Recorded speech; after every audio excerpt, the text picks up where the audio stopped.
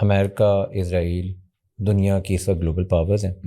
ایران پہ انہوں نے اس وقت چڑھائی کی ہوئی ہے. ایران کی ریٹیلیشن ابھی بھی جو نمبرز آتے ہیں وہ بام انہوں نے اسرائیل پہ کم گرائے ہیں اور GCC پہ زیادہ گرائے ہیں.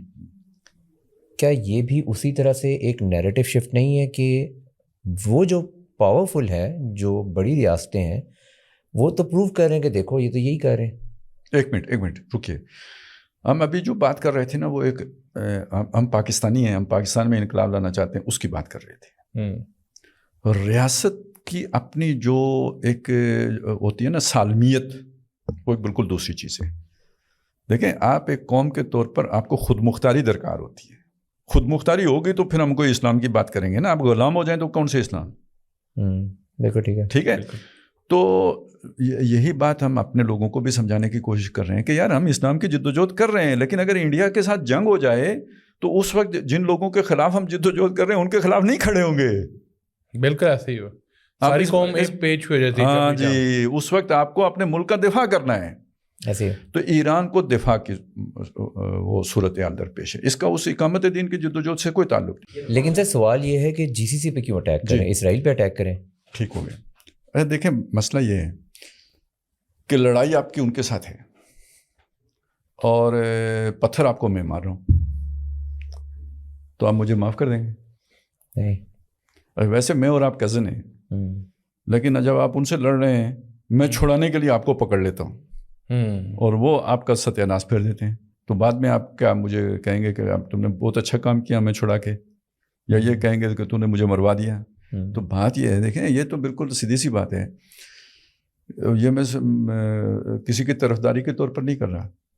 میں یہ کہہ رہا ہوں، فرض کریں پاکستان اور انڈیا کی جنگ ہوتی ہے اور افغانستان ہمارا ساتھ دے رہے ہیں، تو کیا انڈیا اس کو مارنے کا حق نہیں رکھتا؟ بالکل صحیح کہہ رہے ہیں. ہمارے جہاز اڑ کے باہر سے بندہ ہے، پڑوسی اس کا ساتھ دے رہا ہو تو وہ تو چلا جائے گا، تو پڑوسیوں کو چھوڑیں گے آپ؟ اب اسے ذرا ریورس کر کے دیکھ لیں کہ افغانستان انڈیا کا ساتھ دے رہا ہو تو کیا ہم جا کے افغانستان کے ایئرپورٹ نہیں تباہ کریں گے؟ بالکل. اب آپ دیکھیں کہ جب ایران، ایک تو یہ ہے کہ ایران کے اوپر اٹیک کہاں سے آ رہا ہے، یہ ایک علیحدہ کہانی ہے. لیکن اب یہ دیکھیں، جب ایران اسرائیل کے اوپر میزائل فائر کرتے ہیں، اردن نہیں روکتا. جو قطر کے اندر وہ انسٹالیشنز ہیں امریکیوں کی، وہ نہیں روکتے. جو ان کے وہاں پہ لگے ہوئے تھے رڈار، وہ کیا خبر نہیں دیتے تھے کہ میزائل آ رہے ہیں؟ پہلے 15 منٹ پہلے بج جاتا تھا سائرن کے آ رہے ہیں، اب نہیں بجتا. پہلے آتی تھی حال دل پہ ہنسی، اب نہیں آتی، اب نہیں بجتا. ٹھیک ہے نا؟ تو بھائی اب وہ اگر ان کو نہیں تباہ کریں گے تو مار کھاتے رہیں. یہ تو بڑی مہربانی ہے ایرانیوں کی کہ وہ صرف جو امریکی انسٹالیشنز ہیں ان کے اوپر مار رہے ہیں. یہ تو ان کا کام تھا کہ انہیں کہتے کہ خبردار، ہم نے یہ اپنے دفاع کے لیے دی تھی، اس لیے تو نہیں دی کہ آپ یہاں بیٹھ کے اسرائیل کا دفاع کرو. بھائی عربوں کا اور ایران کا پھڈا تھا.